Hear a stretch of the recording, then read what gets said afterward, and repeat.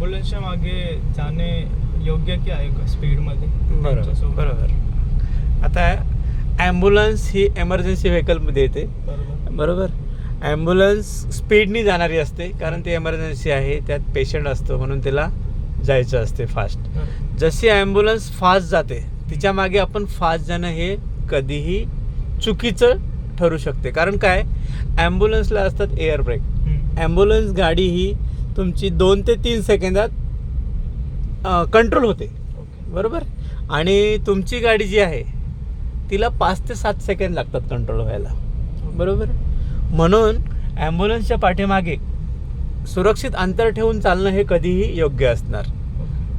आपण जर तिच्या पाठीमागे एकदम चिपकून चाललो आणि त्या गाडीने एमर्जन्सी ब्रेक मारले तर तिचे ब्रेक लागणार, तुमचे ब्रेक लागणार नाही. मग तुमचे तिथे ॲक्सिडेंट होण्याचा चान्सेस असणार. ओके.